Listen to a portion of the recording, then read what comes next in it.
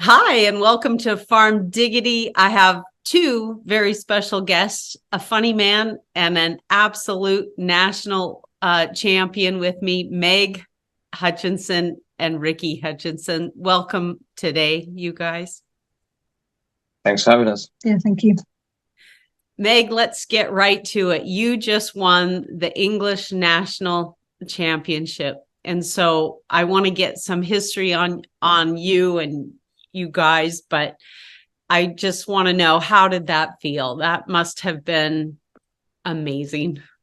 Yeah, it's probably still pretty surreal, to be honest, like it was like a week or two ago now. But it's the sort of thing that you try so hard to achieve, but it always just seems, for me personally, it always seemed in the distance. So to actually now achieve it will take some getting used to, I think.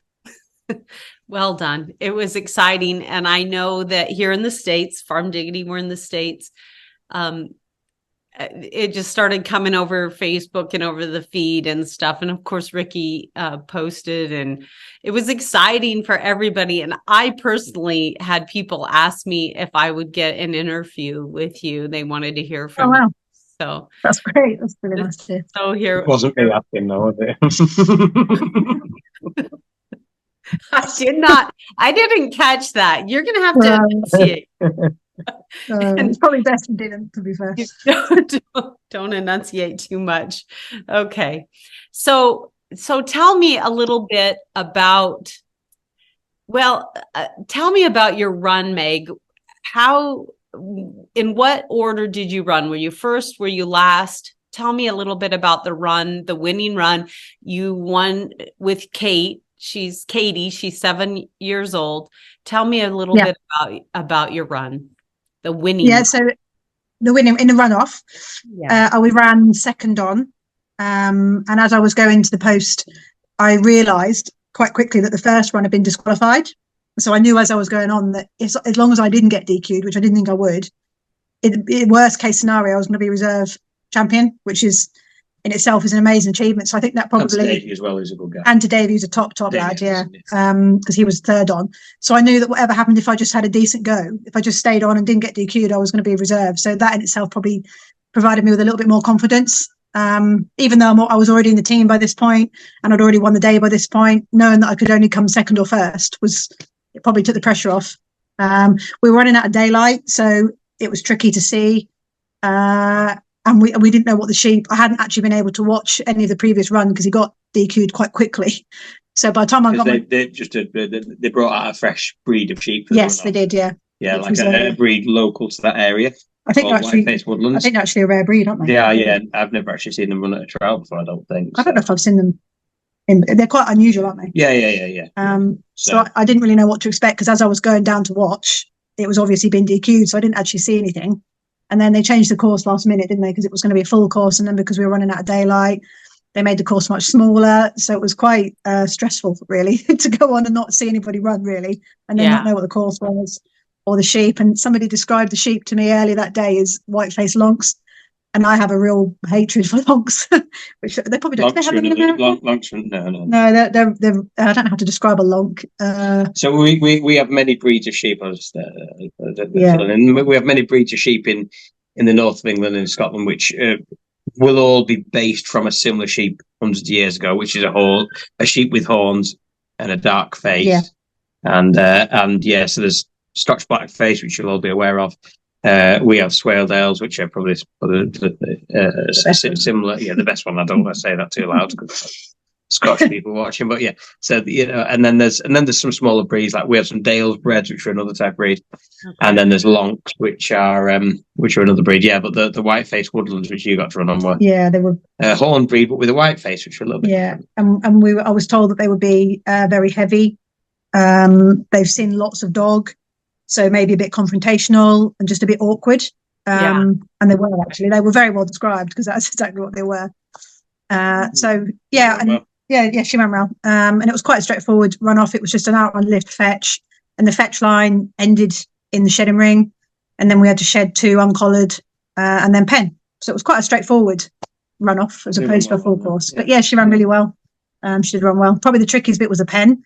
I just struggled to kind of get them in. They didn't really go anywhere, but like one typical behavior of this type of sheep, it just walked off for no reason whatsoever. Just tried to walk off. Totally left its friends, just plodded off. So it was it was stressful because it was my first big run off.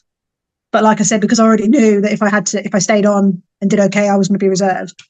It probably made it a little bit easier to manage my nerves with that in place.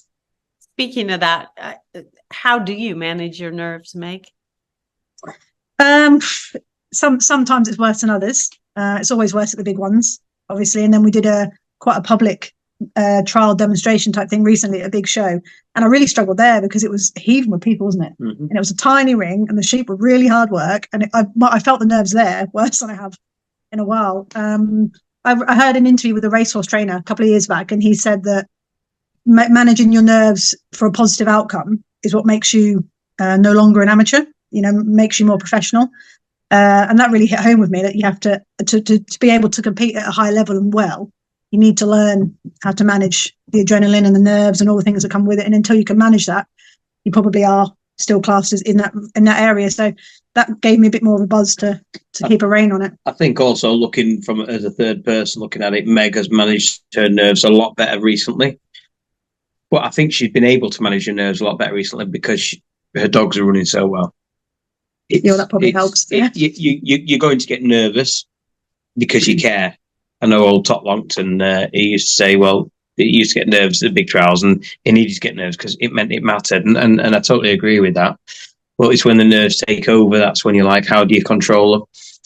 But I think for Meg, again, looking sort of from the outside in, she's got 2 or 3 bitches there that are all running exceptionally well, especially the Katie one, and she's 7, and they've been through quite a few things together. So Meg would be nervous as much because she wanted to not let the dog down. She wasn't nervous wondering what the dog was going to do. She was nervous about letting the dog down, which is not a bad place to be because when you're not going to get, then it's up to you, isn't it? So yeah, that's fair, isn't it?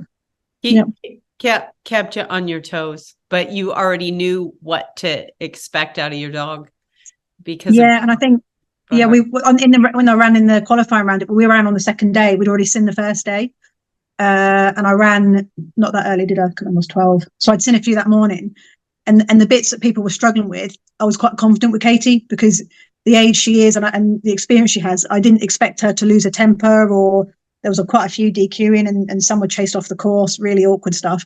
And I kind of had quite a bit of faith in her that she wouldn't end up in either of those categories. So I think whilst I was nervous to do well, it was almost nervous to get my sheep, to get a good start, to hit my gates, to not make a mess in the shedding ring. It wasn't nerves like, oh God, I don't know what to expect. But of course, you need to manage those nerves.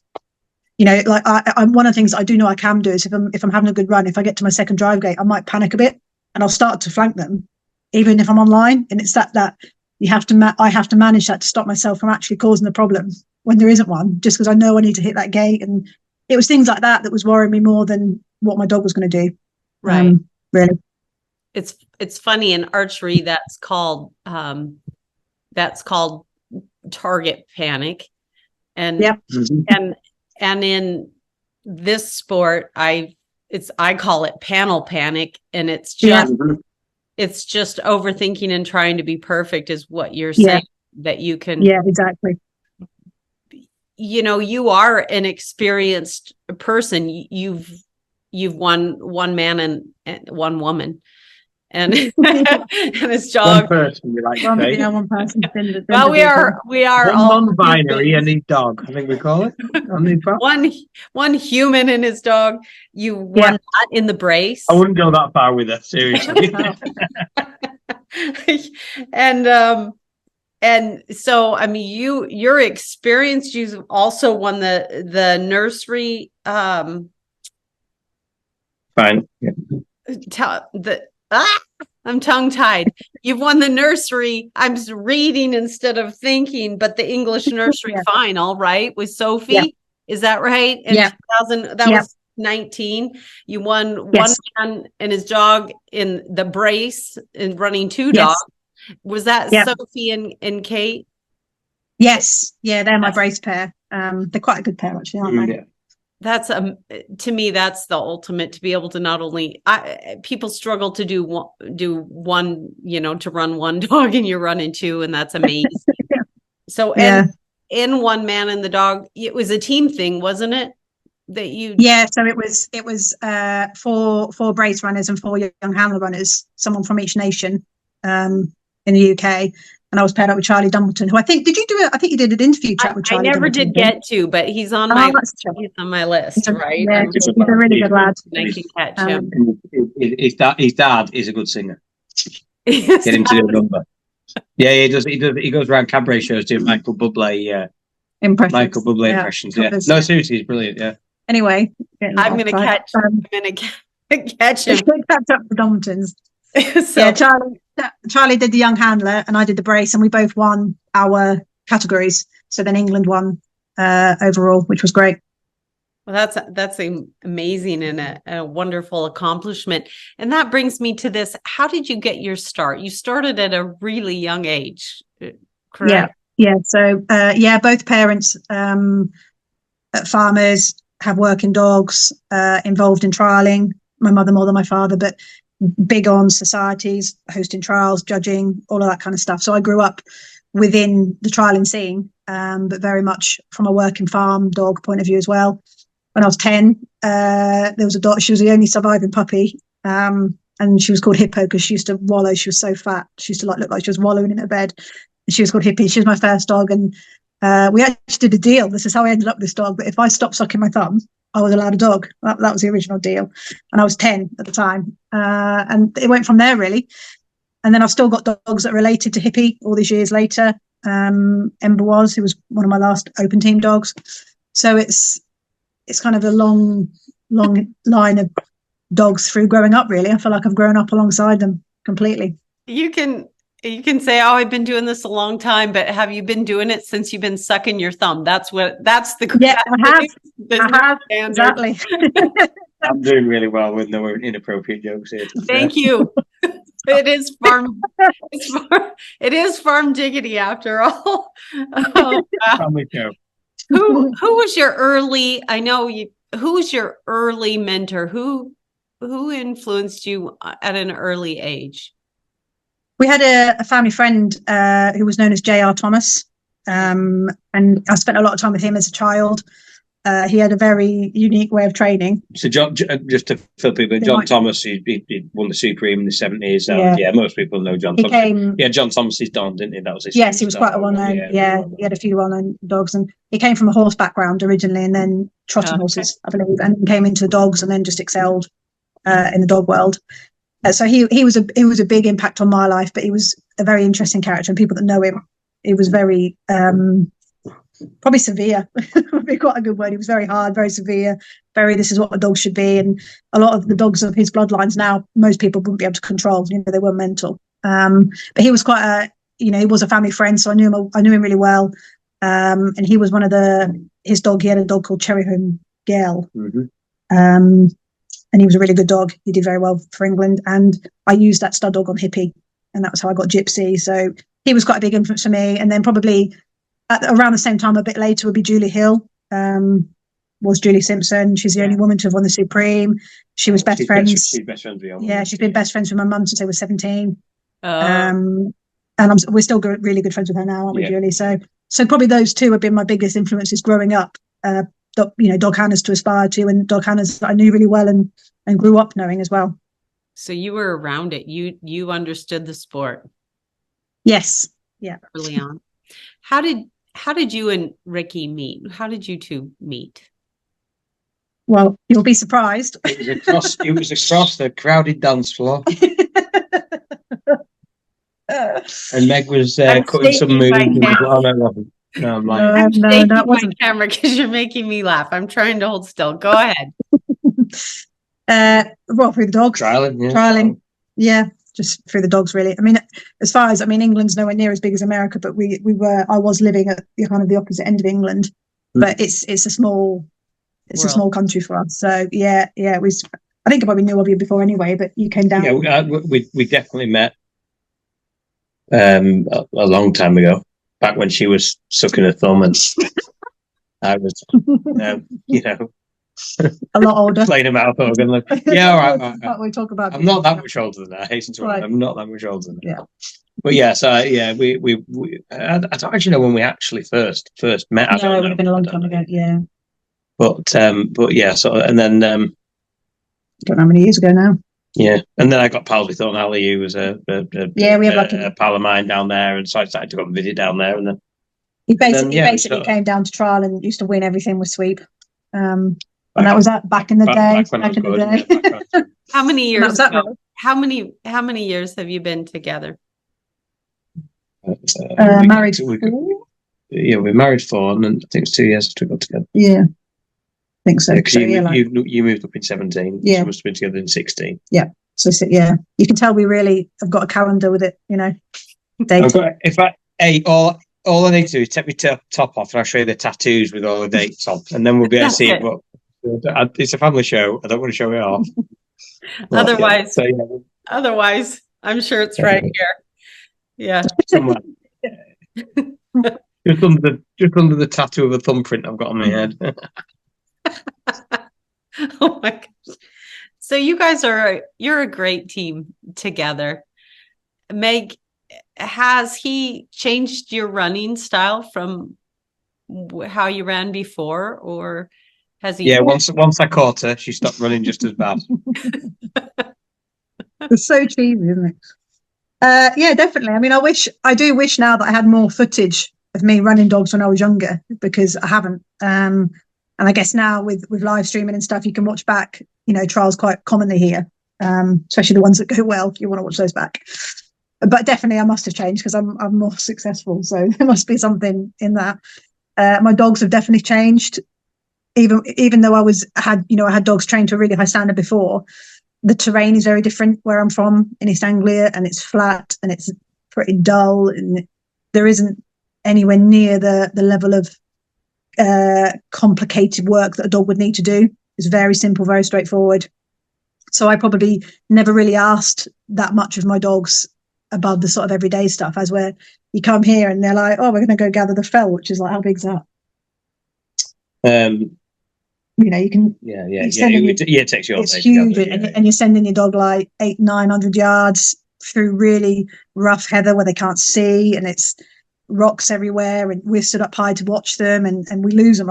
Sometimes you lose them because you just lose sight of them, and they just appear with sheep at some point. And it's so for me, definitely being in this environment and having my dogs in different terrain has been a massive difference. But I think also running up here, there's more trials. Back home, I was only trialing once a month if I was lucky. Right. Up here, we're out nearly every weekend if we want to. We don't actually, do we? But we can go out every weekend if we want to. And then the level of handler, like within like a stone's throw of our house, you've got some of the best handlers in England that we're up against. And then obviously our really good mate Sergio, when he was in the UK, we go trialing with him. So all of a sudden, I'm trialing against the best in England, and I have to get better because otherwise it's a very disappointing year, which it was probably to start. Yeah, I think also though the dogs you're running now, Katie especially, are pretty special dogs as well, aren't they? Yeah, so it does. Yeah, they've shown you what you can do. Yeah. With a more refined type of. Yeah, and I do have a massive passion for the work dog at heart, and we talk about power all the time, and I'm sure over there it's a popular subject as well. And I've always been brought up with maybe dogs where they've been more powerful, and we've neglected other areas like maybe feel or scope, or we've put up with real powerful dogs because they get the job done, and there is without doubt a place for that. But I think I've also learned that they need a lot more than power, especially to trial. And they need a lot. Well, they need power, but they need a lot more. And of course, some dogs can trial well without power. So it's not it's not the absolute thing they need. They must have. They need a lot more than that to be a good trial dog. So whilst I've always liked real solid work dogs, and I still love those, and they still have their place, they do need to be a lot better than just an average work dog, or just a really good work dog. Even they need to be better than that to trial. And it's been quite an eye opener, I think, trialing as often as I am now, as opposed to what I was. You see different dogs, you see different handlers, and it's a bit like anything, I guess. If you're running in a different circle, all of a sudden your eyes are opening to different things and new things, and I guess maybe that's just shaped me along the way. But without doubt, the dogs, it's a bit like anything. A handler's only as good as the dog they're handling. So my dogs have got better. I've got different bloodlines than I did have. particularly in Katie. She's been a genetic cross. It's been done several times, and it's obviously quite effective because it's produced trial winners constantly. There's quite a few now, exactly the same way bred. So that in itself, it's not like she's a one-off. She's genetically a winner. So that makes my life a lot easier if you go to the post with something that can do it. Really, I just have to make sure I don't mess it up for her. It's a long story short. What is you said you need more than power. In regards to Katie, what else does she have that's special? She has she has one of the biggest things she has that I've never had in a dog quite like it, so it's been a bit of a shock, but it's scope.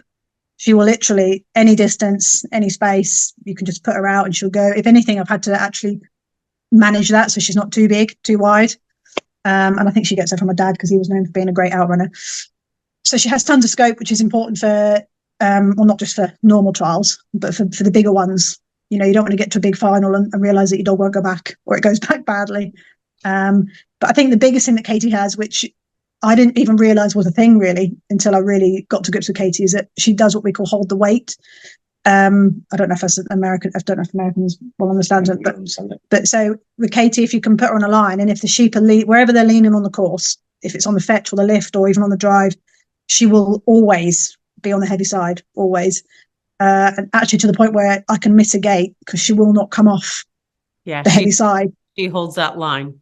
Yeah. And I've never really had a dog that does it quite like that. And it's been a real eye opener for me because now when I run other dogs and when I'm training dogs, you can really see when dogs not just don't hold the line, but actually refuse to go to the line. You go to the weight, which is maybe a different kind of weakness, talking about power. And then on top of that, she's got tons of feel. Sheep, she's not like Grandad Sweep in that way at all, but sheep can like her. She doesn't tend to make an enemy. She's quite like Sweep. She's quite like Sweep, in that way. I wouldn't say she's got like the absolute type of power that we're used to with like in the jock line. I've got it in Sophie, where like they look for the fight. You can see them eyeing up sheep in a field as if which one's going to come at them, and Sophie will go and pick a fight with a tup all day long just to go to battle with it because she loves it. That's quite unusual, and Katie doesn't have that. She'd rather just make friends with them and just not have a fight. But at the same time, if something comes at her, she will all day long defend herself. Yeah, but I think her real talent is she's got so much feel and balance the way she holds her weight, and sheep do tend to like her, so she can just put along behind them, do her thing. So when she is holding the weight, they don't really tend to fight her, and maybe that's why we did so well at the national, because the sheep were really confrontational, right? And they never really came at her. They didn't really try and get the better of her. But I guess she was just on the point where if they thought about it, she sort of said, "Don't do that," and they didn't. So it's nice to have a dog that doesn't need to have a battle, but when the question is asked by the sheep, they do enough to say, "Don't ask me again." Really, I guess. And the other thing about Katie as well, talking about what makes her different, is she loves competing. I've never had a dog that loves competing like Katie. She marches out to the post and she just loves it. She loves showing off. She loves competing, and that's been refreshing. I mean, most of the dogs I've had like competing, but she seems to have you can just tell she has a real buzz for it. She does know how to turn it on. Yeah. And she'll do things at work which she doesn't do on the trial field either. So she knows the difference, which is nice. I'd like to think she does anyway. I have to tell you that I have one that goes back to Sweep as well, and she loves to trial. She loves it. Yep. And she's kind of a funny little dog, and I thought, well, we'll see how she goes when I take her to her first trial. And I mean, it was nothing wrong with being funny enough. It was just like, ta-da! She loved it. So yeah, I get that. It's nice though, isn't it? When it is lovely when you have that. It's nice. She was happy. She was happy to be there for sure. Yeah, that's neat. So what about your bond with your dogs?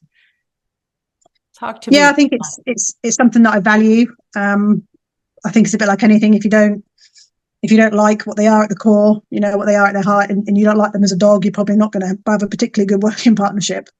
And like I've got 3 now that are fully trained open dogs, and all 3 are absolute. I mean, they're all related, but they're so different. Right. You've got Katie, who borders on being a bit arrogant at times because she thinks she's that special. You've got Sophie, who is outrightly mental at the best of times, and then Jet is just a total clown. And all 3 of them, are absolutely my friends, my pals. They all have their strengths and their weaknesses. And if we, like today, I've done a few jobs on the farm, and I'll choose which dog to take to do which job. But the bond is all based on the same thing. It's based on respect, probably admiration. I don't think they admire me all that much, but my admiration for them. And it's like I said, you just have to like the dog, really. And even though each of mine has their own faults or quirks or whatever that makes them different, I like what they are at their core. She likes faults and quirks. I can tell. And a sense of humour, Marilyn. She enjoys faults and quirks. You'll even put a ring on it. Interestingly, someone asked me. I did an article for a British magazine the other day, and they asked me about how the bond is formed, and it's probably through training and work. But I talk about lambing time because we lamb outdoors here, and especially when in a bad year. My first lambing time up here, when I worked for a neighbour, it rained every day. It rained for like a month, didn't it? It was awful. It was my first one up north, and it was horrendous. And I had Katie was she was very young then, but she was one of my lambing team. And I just think when you get halfway through lambing time and you're really tired and you're cold and you're wet, and if something goes wrong, my patience is absolutely pushed to the limit. And it's at times like that when you tend to ask more and more of your dog. You ask them to work harder, to give you more. And I think it's a real test of the bond that the dog keeps trying. And it actually digs in deep as well, because to be honest, sometimes if I'm mad and I'm trying to capture you with a hung lamb and the ewes attacking the dog and I'm getting mad, it takes a fair dog to be like, I tell you what, I'll give it an extra push, or I'll dig in a bit deeper. I wouldn't particularly blame a dog if it thought, I'll tell you what, sod this. I wouldn't. This isn't for me. So I think the bond develops through training and through trialing, but I think it really is made it through training and trialing as well. But I think at work, you do ask more than you probably would in other places. So for me, that's where the bond develops. But it is really important. I wouldn't want to run my dog if I didn't have a bond and if I didn't like it. And arguably, I wouldn't run my dog well if I didn't have that bond. Like I know Katie pretty well now, and I only know that through the bond, really, I guess. So it is important to me anyway. Mm-hmm. Spending, I'm hearing that the time and also adversity, some of those downtimes it sounds like has made it a strong bond. Sometimes the things that haven't went well, the rain, the cold, the frustration. Yeah. Even like like a bad trial doesn't mean a bad dog, or a bad run doesn't make it a bad dog. Sometimes when I've had runs that haven't been successful, she's done something or shown me something where I come off, even though we've missed every gate or something's gone wrong, what she's done for me on that course, that still makes me really pleased with her. And it doesn't always mean you don't have to have a good run, is what I'm saying, to actually really be pleased with your dog or proud of what you've achieved. And sometimes when the sheep are really hard work, we've lost points because they've been hard work, or they've refused to stay online. But what she's done and what she's shown me is enough for me to be really pleased with her and pleased with the connection that we have, which is nice because it's not always about, don't get me wrong, I love to win, but it's not always about that either. You've got to enjoy the whole process as well. Right.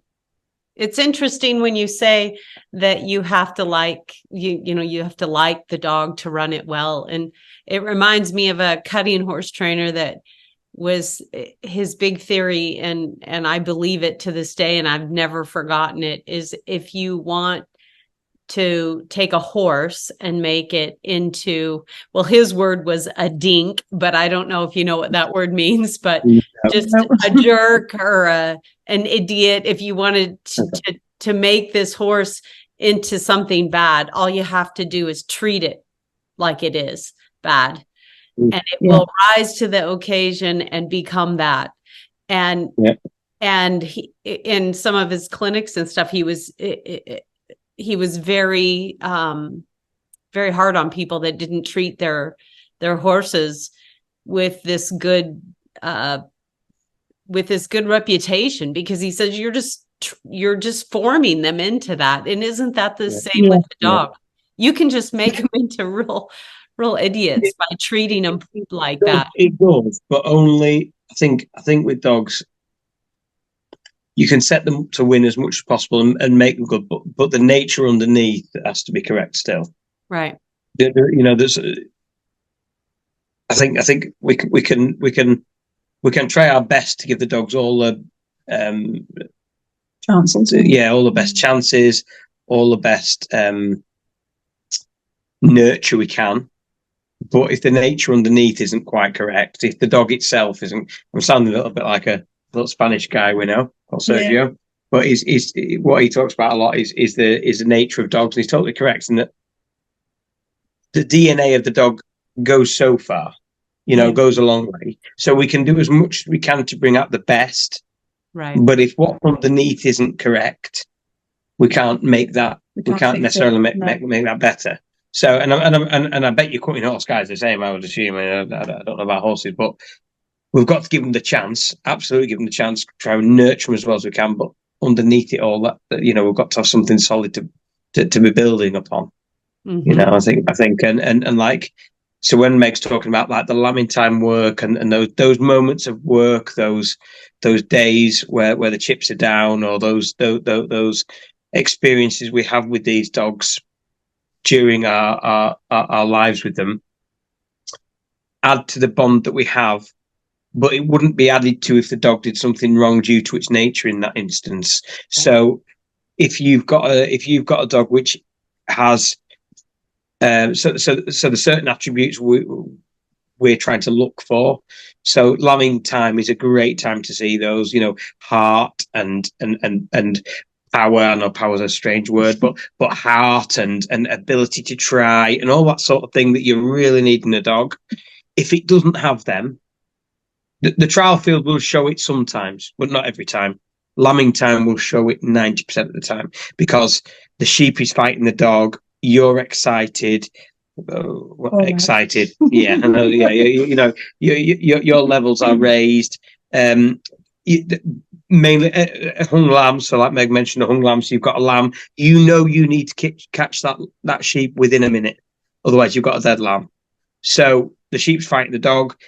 We don't have time to necessarily pussyfoot around, give the dog a good dog and all that sort of stuff, because that sheep needs catching, because otherwise we're going to have a dead lamb. And that's when you're excited and getting a little probably aggressive in your command and things.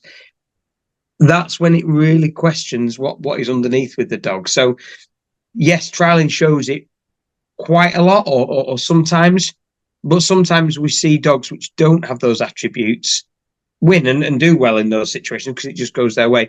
But at those moments Meg's talking about, when that real, and we don't see this in competition often, but those moments when the chips are really down and you really need your dog, which is generally moments of work on the farm, if the nature and the actual dog underneath isn't correct, they'll find a way out, they'll do something wrong.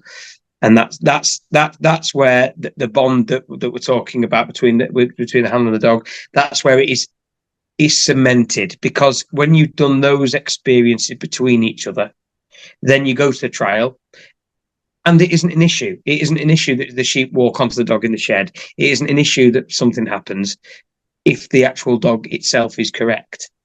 And I think that's where, while yes, we have to give the dog as much positive reinforcement and keeping the dog correct, all that sort of stuff. Absolutely. But there's got to be something there underneath that the dog wants to do it for you as well. I think that's fair, isn't it? Yeah. You have to have the foundation in the dog. You can ruin a good dog maybe with mistreatment, and good treatment makes the so-so dog even better. But in the end of the day, you must have a good dog underneath. Is that what I'm absolutely hearing? Yeah. And there's timing as well. I mean, the moments I'm talking about, you wouldn't be wanting to go and do that with some freshly trained dog, which is still not ready for it. So getting that timing correct, but the dog has got to want to help you underneath it all. Yeah. It's the same thing you're looking for in a spouse. Hey, somebody that'll hang in there, not quit you. Speaking of that. No comment. No comment. So let's talk a little bit about that. You guys are a team, and I don't think anybody that, no one knows really how a husband and a wife goes, but from the outside in, you two seem pretty darn solid. So what's the day-to-day like for the two of you, and how do you keep things good when you're working together and always together? How's that go? Well, at the moment, it's just try and get from one end of the day to the other, isn't it? Really, because the kids are mental. Yeah, young kids, they're fun. We've got so much work on the farm, and I don't know. I don't know really. How do we get on so well? We do. It's mainly down to my sense of humour, really, isn't it? Well, that and we both have one. That probably helps. You know, I have to have a sense of humour to put up with these constant jokes. We do seem to get on well. I guess we probably, a lot of the things that we believe in with regards to dogs and farming and the work that we do, it's very similar. So I suppose that probably helps. That's fair. We are always pulling in the same direction. Yeah, we don't tend to differ. Even when we do fall out, which we don't often. I never fall out. Meg sometimes does. No, he's one of those irritating people that doesn't argue back. So irritated. but we are always pulling in the. I think and it's and even at lambing time, we do tend to get on pretty well when we work together, don't we? To be fair, it's Yes, dear. But at the minute, my time's fairly flat out with toddlers, so maybe that's why we're so solid, is because we don't actually see each other that much during the day. I'm off doing. No, we see each other. No, we do it, yeah. But I'm off doing baby groups and trying to squeeze in dog training around that. But no, I think we probably both have the same belief in things about the way we go about work, the way we do work, especially when we're dog training together. We're both really lazy. When we're dog training together, you know, we like the same things, don't we? You know, so it's very rare do we not agree on the dog training front. So tell me this: when you got together, did one of you give the other one lessons? Did one of you mentor the other? Is this your student, Ricky? What happened here? Hey, are you trying to make this like The Graduate or something? Well, no. What I did was I put on the CD with Mrs. Robinson on, and I played it, and then it was just what happened like that. That's what happened. No, I originally. Well, let me get to the question. Really, there. Sometimes people think that this isn't teachable. Like you can teach the people the fundamentals, but that to win and run at a high level can't be taught. But here we are, Meg. Well, I'm going to answer this one because I think it's fair for me too. In no way have I taught Meg how to be something that she isn't already. Okay. I think probably her moving up here and yes, being with me, and she's probably been able to slightly fast track through some things to understand how to win certain stuff. But what she was before would have done it anyway in the end. It's not been about me getting some. No, getting something. That sounds a bit coarse. Meeting somebody who is, you know, some run of the mill handler and suddenly making this. No, she was okay. She maybe hadn't won the national and stuff, but you were always knocking on the door, weren't you? Yeah. And you know, when she first moved up here was 2017. So obviously 2017 was a big year for me. So yes, I'd won bigger trials than that. But when she used to come around with me and Sergio a lot, me and Sergio used to constantly say to her, "You're this close to suddenly going bang and winning everything," because you know she's always been a very good handler and a very good trainer and all that sort of stuff. Yes, she's probably got better, I think, in the last few years, but her dogs have got better. But no, it's not something to say that I do believe you can teach it. Yes, but with our relationship, talking about an individual case, in no way have we sat down at night and I've taught her stuff, because if you try to tell this woman anything, she'll just say no. Seriously, it's like if I said to her, "Look, you know your black dog," she goes, "It's white, it's white." So no, I haven't taught her anything at all, really. We've just, and Meg's taught me a load of stuff as well. She taught me a load of stuff about black and white dogs, apparently. She's far better. She's far better with pups and things than I am. So, but yeah, you can teach stuff, yeah. But with this, in this instance, it's not like that at all. It sounds to me like when you talked about the dogs, they had to have what they needed in their DNA, and it sounds like Meg already had that. She just, that is perfectly put. Perfectly put. She has it. She had it to run dogs, and she has an understanding which is the same with me of what a dog should be underneath, and that yeah. To be honest, I think that's been needed in our relationship. So we're always kind of pulling in the same direction, even when we have disagreements about certain things. The actual end goal and the end idea of what we want things to be is the same. And don't get me wrong, we're far away from it in a lot of parts of our life with the farm and things. We want to get a lot better than we are, but we kind of understand where we want to get to. What would you disagree on? Oh, but we've had plenty. Sometimes it is dogs. Yeah, no, we do. Yeah, don't get me wrong, we do disagree. But it'd be like so. If you can imagine that, what would we fall about? Let's say I said to Meg, I'm going to feed my dog this bag of dog food. Yeah. And Meg go, no, you don't want to feed that one because I want to feed that one. And you go, little rubbish like that. We can fall out all the time. Try and tell me that if a dog has a high protein diet one time as a one-off. Suddenly, it did. It's running like she scuppered it. She did it on purpose. I'm not lying. See, I'm told. Now look what you've started, eh? I'm told by nutritionists that dogs take weeks. I've had a lovely fortnight. I've had a lovely fortnight since you won the national. Now look what you've done, eh? Oh my goodness. Okay. Going back to sucking the thumb instead. Okay, moving on. Oh heavens. I'll tell you one thing as a couple. Where'd he go? Get back here. Laughing at his own joke. Look at him.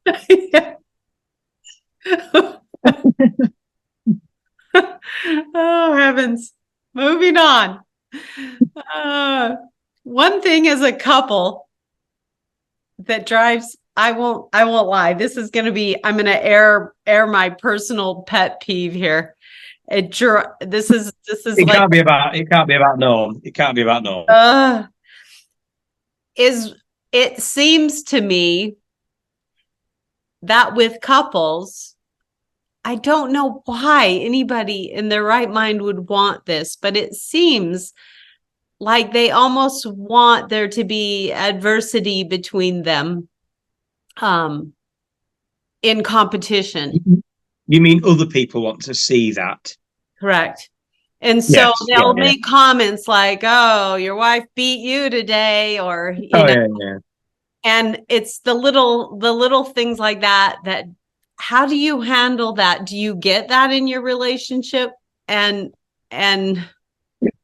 does that drive you equally crazy as it does me? Well, I'm going to say something against what I know. Well, you've had a bit of it the last 2 weeks, haven't you, to be fair? Yeah, I've had loads. And to be fair, I'm just more than happy to say stuff like that. You know, when they say to me, oh, she'll be teaching you, all that sort of, yeah, brilliant. But I was talking to my dad, who's like someone that I talk very honestly to about stuff. And he said before national, and he was like, oh, you're going to go well, or whatever he said. He wouldn't get particularly into it. But like Meg ran in the brace, and I ran the brace, and then we had 2 singles runs. And I just said, genuinely, I feel like I've got 6 attempts to have a good national. Yes. And that's as good as I can say it. So it wasn't in no way, if I was going to the international, just with Meg, I'd be delighted. But yes, I've got there with Jonah as well, and I'm really delighted because we've got 2 chances to have a good international. Yeah, and that's all I can. I can just say that is how I feel, and that is just how I see it. So when people say to me, "Oh, a bit of rivalry," for an example, if me and Meg had been in the runoff together, and it was me against, if I'd won the day on my day, and we were in the runoff, I would run my dog as well as I could, and she would run a dog. And if one of us had won, I would be equally delighted. And that is as genuine as I can say it. When Meg won the national, I was probably more emotional than I've ever been, other than when I won the Supreme. Because I was just delighted for her, for what it means to her, for what it means to us. For it's tough with 2 little kids and my 2 older boys and all that. So it's just it's tough. We have to work hard to try and keep our attention correct on the dogs and the farm and the kids and everything else. Balance it all, and try to balance it all. It's tricky sometimes. And so when she had that run in on day 2, there's a few friends who stood with me when she did it. I must admit, I was I was unbelievably delighted. And then when she won the final, Davey Henderson, who was second, he's just a great guy. And if there was, he'll win it at some point anyway. If he'd have won it and Meg had been second, yes, I wanted Meg to win more than Dave, as you'd expect. But genuinely, I've been delighted. So, but no, that's how I see it. I just genuinely see it as, well, at the national, we had 6 attempts to have a good national, and that's as close as I can put it to. It's interesting because I don't know if people understand that, but it's like one flesh. If Norm has a run in front of me that wins it, the pressure is not on. The pressure is absolutely off. Now Yep. Now the trip home is good. Whatever comes next is awesome. And and you're exactly right. If we have 4 dogs in, we got 4 chances, because it's one flesh. And when someone says, to me or whatever, you beat him or he beat you, it's like, you can't beat yourself. I mean, we're a unit, Yeah, absolutely. Absolutely. And didn't you say, Meg, the trophies? Yeah. So I have a bit of it, like somebody said to me recently, like, "Oh, is Ricky, stop sulking and all that, And I just laugh it off. But like I said earlier, like as you come through our front door, we have like a dresser drawers. Yeah. And it's a really nice one with glass on, and it's full of trophies. And all of our trophies that we win, they all go onto this, in the windowsill or wherever.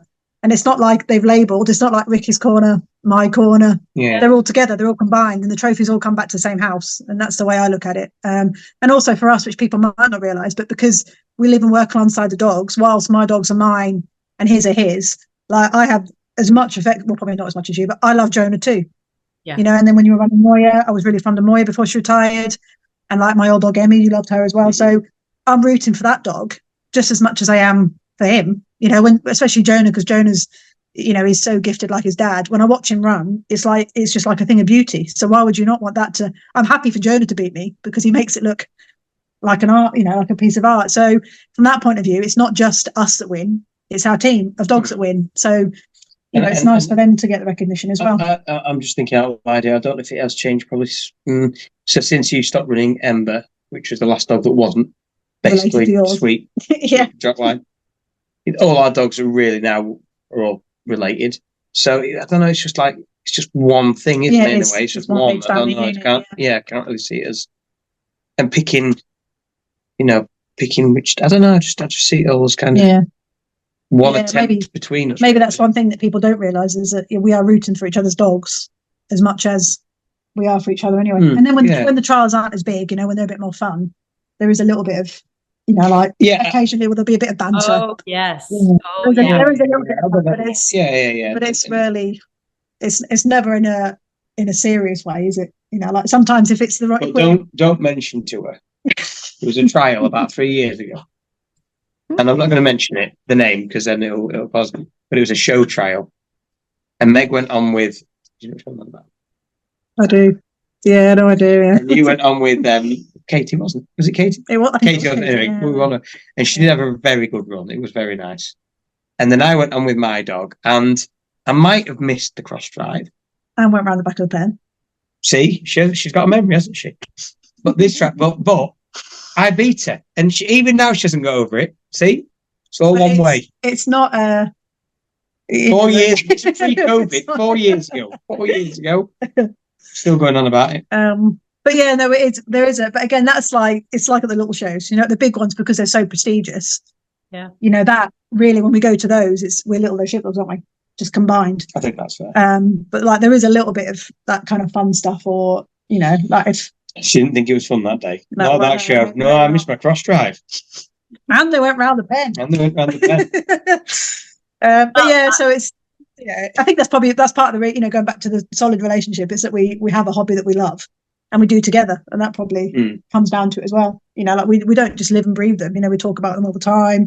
We are really boring. We are really boring. Yeah, and then on a weekend, it's like poor Dylan and Nora up at 5 a.m. to go dog running. So it's that's probably part of the reason we get on so well.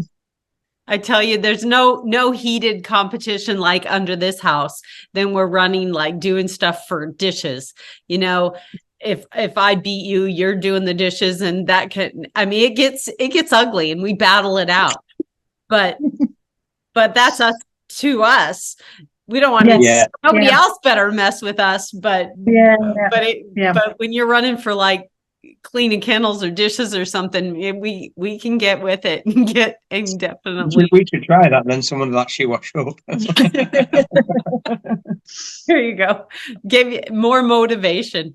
If you get this, you're doing the dishes. Yeah. So it gets good, but yeah. No, the only similar thing we have is when Sergio comes trialing with us, whoever wins out of us three, even if they don't win the trial, whoever gets the high score has to buy the McDonald's on the way home. Yeah, there you go. Yeah. So we have that kind of fun thing, don't we? Yeah, that's wonderful. Well, I'm glad that we've cleared that up. So if you're watching at home, it's a bonded unit. Wonderful. Well, I appreciate you guys so much. I don't know if the people at home know, but tomorrow morning we're headed to the airport, and we will be over in England. We're going to go we're going to land in Ireland and then pop over to Scotland, drop down to England, across to Wales, back up. We're going to be at the Supreme, and we will be reporting live from Farm Diggity. And then we will be over at the World Trial. So tell people that they need to let me interview them, that I'm yeah, make sure they talk to the American, right? Anyway, I'll just tell them it's Lois Lane. They'll believe that. Or say, oh, a beautiful little blonde piece comes up to you in a microphone. And she starts singing My Heart Will Go On. She's desperate to with a big microphone. I'd say it's Lois Lane. I'll be right up for it. Well, I will see you guys over there. And at home, for the people at home, you need to hit that like button and follow for more of this. And I'll also try to pop some stuff on my YouTube channel, Farm Diggity. And thank you guys. I can't wait to see you there, and more interviews, more talk about your future and your dogs, and we'll catch up with the kiddos and all of it. So thank you. Yep. Meg, great. You can look after them for now. Meg, you're my hero. Congratulations, girl. Thank you. I know. I have one more question that go for it. That I wanted to ask you. So I did all that parting shot, but I just have to ask you this. Tell me the difference between now running as a woman there in the UK versus when your mom, because your mom was a trialer or is a trialer. Yeah. Has it changed a lot? I would just be remiss. This is curious. I think there's probably a lot more women run dogs now than back then. And I think there's probably more acceptance of women into the sport. I say sport because there's that debate. Is it a sport? Is it whatever? There's more women involved now. I don't really come across any comments made about how women shouldn't be. And I know back then there were, especially when they started. I know when Mum and Julie started running dogs, they were very young. But I think that generation probably has just sort of filtered out. I'm sure some still think it, but it's definitely become more accepted now. And I know you keep saying things like, I've won a few Lady Hannah trophies over the years. I've won a couple this year, and I said to you, I won one the other day, didn't I? It was like the fourth or fifth year I'd won it with a different set of dog, and you've been like, oh, but it doesn't really. Yeah, well, it doesn't really matter. That's on my that's only because genuinely, if I judged a trial or I saw the results, you would have to tell me how many women there was in it. Yeah. I wouldn't know. I wouldn't have a clue. Obviously, I'd know which were women and which weren't, but they would all be handlers. I wouldn't have a clue. And I think that is how. And I think that is how most. People I mean, I am still like, I think when was the English national last won by? It was in the 70s, wasn't it? It was, yeah. Jean Hardy. So the English national hasn't been won. That's fair. And even though it doesn't matter, I'm still proud of that. And I hope it inspires. But that's only, as I see it anyway, that's only due to the numbers of lady handlers rather than the ability. Well, it's not based on physical strength, is it? No. So I only know that because I know that. Yeah. Do you know what I mean? Like if we were going to any other trial and the top 6 were all ladies, I wouldn't have I genuinely wouldn't know unless you said to me, all 6. There was you and Shirley and Katie and Elaine, you know, the Joanne Bentley, you know, there's loads. There's absolutely loads of female handlers. I wouldn't have a clue if they were all ladies or not. To be honest, I'd say that maybe we have loads around here, I don't know. Maybe, but the most, especially winning the national, most people that have commented on the fact that I'm female have been other women. To be honest, it hasn't been I haven't had any comment from a male really, you know, and I don't think within our industry now, if people think it, they certainly don't say it anymore. As where I think back then, there might have been a bit of a, oh, well, shouldn't you be at home with the kids type of. Win it again next year and I'll be saying that.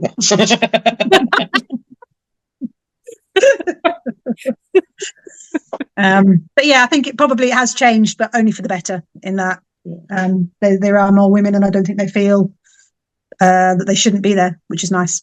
We've got loads around here, haven't we? We've got like Carol Mellin and you know, all those ones. I'd say now you could go to a trial. Jeepers, there's loads. And there's absolute loads. Really, it wouldn't be 50-50, but it wouldn't be. No, it probably isn't 50-50. But it wouldn't be far off it. Yeah. Not where we are, no. And that's normal for us now. It's really normal. Yeah, for us and I mean, maybe that's not, like I say, maybe that's not. But down the East Anglia, where you're from, but that's quite Neil, Sue Little. I don't think it was like 30 years. Like Val Powell, you know, they're really good, established. Really, you know, really well established handlers. I think. Yeah, but I think some of the farmers they were running with, or dog runners, maybe would have been a bit. Yeah, I can understand the older generation, but I don't know. But I think it is something, fortunately, and the way it's not just dog running; it's every sport, isn't it? You know, there are like massive England women teams now for rugby and football, and it's become, you know, like not just within society around the world, but it's, you know, it is within society, but within the sport industry as well, that women shouldn't be, you know, poo-poo for doing something that's deemed a male thing. But for me, dog running is no longer deemed as that. You see, I don't even think like when men are talking, I don't even think, I can't remember the last time there was anything about any, and I don't mean in this area or you, I just mean in general, about like there's some great handlers who are females. Yeah. And genuinely, I wouldn't like I just don't. I think it probably is a generational thing, like most things. Yeah, I think that's probably right. Yeah, you can imagine like back in the day when it was just like blokes. But I'll tell you something else as well, though. What accent was that? Just this side of Ripon. But if you think about like now, there is a lot more what we used to term as hobby handlers, isn't there? Yeah. People coming from a non-farming background, so there's a lot more of those now. And that used to be a bit of a derogatory term, didn't it? Hobby handler. But also that. But that's kind of gone now, hasn't it? No, but even if there is a little bit of that, maybe still more so than the sexist thing. Probably is a little bit. And that's aimed at men and women.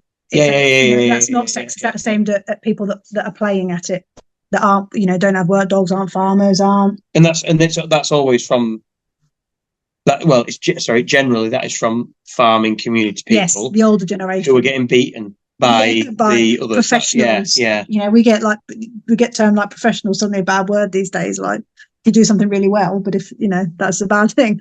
But yeah, I'd say that's probably a bigger issue than the women versus men thing. Yeah, I would be really interested actually, just especially like if we did it in nursery, just a poll. I bet a third will be ladies. Probably. Yeah. I don't know. I mean, yeah. But I mean, I think like out with you guys, there's probably more females. Is that fair? Yeah. Yes. And for me personally, and I don't like the whole male versus female. Like I try not to be more excited that a woman won the English national. I just want a human to win it, somebody nice that I like. Don't we all? You know what I mean? Because you can flip it the other way too, where you're biased the other way. So I mean, I would be thrilled. I love it when somebody wins it that's never won it before. That floats my boat more than the sex end of it, the female versus male. Love that. But in the States, it's definitely flip-flop. We have more women generally, I think, in the sheepdog world. Yeah. No, we're probably still the other way around. Yeah, we probably are, yeah. I mean, you're making me think about it now, because obviously when she did win it, it probably is a big thing that she's female, but only because of the time lapse since there was a lady. Rather than because you're a lady. Does that make sense? Yeah, if it had been won 3 years ago by another woman, it probably wouldn't have been. Yeah, it wouldn't have been an issue. Yeah, I think that, so it's understandable that people, it's a female. Well, you know, she has. But Emma Gray in whatever year it was second. Won her day and was second. She was close. Yeah. So it wasn't that long ago, was it? You know what I mean? I don't know. Helena was second. Was Helena the second, isn't it? To you? On the day? On the day, yeah. Yeah, so Helena was another girl. She was second to Meg on the day. I think for me, when people... Jane Drinkwater, was she not second on the day? I don't know. Jane? Yeah, I can't remember. So I don't know. It's just... I think for me, more than people getting hung up on the fact that, I'm the first woman to win it in however many years, I'd rather they ask me about my dog. I'd rather they ask me about the partnership that we are, because for me personally, that is far more important than what sex I am and how long before. And even if you compare it just to people that won it previous, I always like to, for me personally, because I think so much of my dogs, I like to think that when you win at that level, the other person thinks that much of the dog as well. That it is just a really good dog and they've got a great bond and the dog deserves the recognition that it's got. So for me, I'm happy to talk about Katie all day long because I'm quite biased and I think she's brilliant. But it's nice that people wanted to ask me about her over like, oh, is Ricky still sulking? Or, like, that's nonsense. Like, talk to me about my dog. She did the hard work, really. Yeah. So for me, that's what we should be talking about, not, male versus female or, sometimes people get so hung up on the handler issue, they forget that actually the dog is out there doing a great lump of the work, really. Brilliant. I agree. I caught what you said, Ricky, and I appreciated it. You said it's been won more times, of course, along from men, and it hasn't been won from women. But what you said is it's a flip flop. There's not a lot of women in the sport, so if there was an equal amount, you're confident that there would be an equal amount of women versus men winning it. Well, even more than that, it wouldn't surprise me, and I don't think it would surprise many people, if Meg wins it again in the next 10 years, and let's think so. Karen Melling wins it, and all of a sudden it wouldn't be an issue if in the next 10 years, half of those will. Four. Let's say 4 in the next 10 years, starting this year, we have 4 lady handlers win it, which is like totally sealed. Yeah, it wouldn't be an issue, would it? No. But it's just. I think it's more the fact that there hasn't been one. That's my feeling. Yeah, because we're not really boxing, are we? The dogs are running up that hill. Yeah, well, exactly that. Yeah. I come from the, I had 2 parents that never put us in any kind of box at all. In that regard, we wore dresses and hunted and fished, and my sister's a cabinet maker, and my parents just never put us in any kind of box as to be feminine or, and so that kind of stuff always shocks me because of the father I had, who just expected me to be a lady, but always thought, of course you could do that. Of course you could do anything, So it's a nice, I wanted to hear that and get your take on it. And I agree with you both 100%. And so thanks for that clarification, I guess, in your thought on that. But I guess on that, go ahead. On that note, like growing up on a farm, me and my sister were very much encouraged to farm, and even now within that industry, there are still people that think women shouldn't be farming. It's quite common for the older male farmer to make remarks about it. So I guess being encouraged from that, and my sister still farms now as well. Again, from what you were saying about your childhood, it doesn't stop you from wanting to do something that someone would suggest that isn't suitable, because it's like, well, that's how I grew up. I grew up doing the same. Yeah. Just my grandmother was amazing at the outdoor things that my grandmother did, and so then you have my own father that just thought that was completely normal, and then he's raised three daughters to do whatever we're good at. So yeah. I think probably in the agricultural sector, there's been a lot of hardworking women over the generations who have done as much hard work on the farms as much as the man, if not more sometimes.